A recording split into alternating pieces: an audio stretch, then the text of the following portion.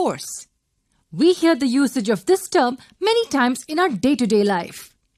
We might not know that we're using it. Opening a door, riding a bicycle, lifting an object are few of the most common things that we perform in our daily lives, and all these require a force.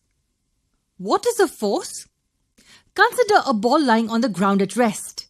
It's not moving. Suppose this player here wants to pass this ball to his teammate who's standing on the other side of the pitch. How will he do that? He needs to make this ball move in the direction of his teammate. So he will kick the ball in the direction of his teammate. When he kicks the ball, we say that he applied a force on the football.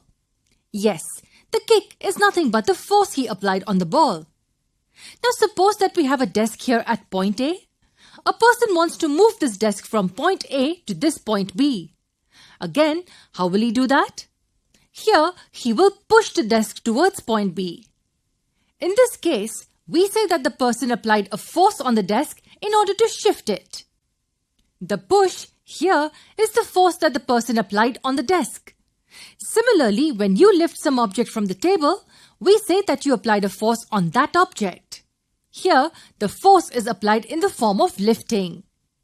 So, forces are nothing but actions such as kicking, pushing, lifting, etc. performed on objects. There are many such actions that we can perform. We have already seen few of these. Some more of them are given below. While riding a bicycle, we pedal it continuously to keep it in motion. Here, pedaling is the force that we apply on a bicycle. Hitting the hammer on a nail is also a force applied on the nail. What about stopping a moving ball? Yes, even stopping the ball means we are applying a force on it. We applied some force to stop the ball. Opening a drawer, plucking the string of a guitar, moving a piece on a chessboard are some of the other actions performed on objects. So performing these actions on objects is nothing but applying force on them. But these are just a handful of simply too many actions that we can perform on the objects. And it's not possible to write each one of those. But we can categorize all these actions into two basic ones. That is, we can describe all these actions under two actions, namely pushing and pulling. For example, when we open this drawer, we are simply pulling the knob of the drawer to open it. Similarly, when we are drawing or lifting a bucket of water from the well, we are pulling the bucket towards us. What are the actions that can be described under pushing? Actions such as passing the ball, hitting the hammer on the nail, etc. can be thought of as pushing an object. Are there any actions that can be described under both?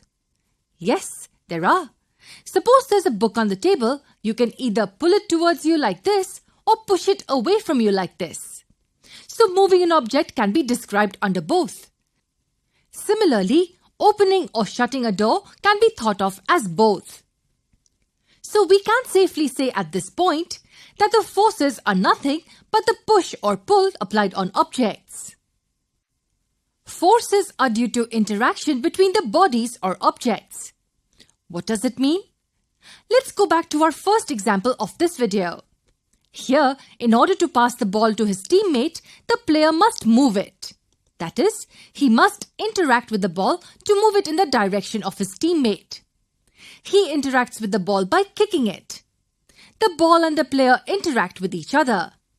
In the second example, in order to move the desk from point A to point B, he must interact with the desk. We will study more on these interactions in the future videos.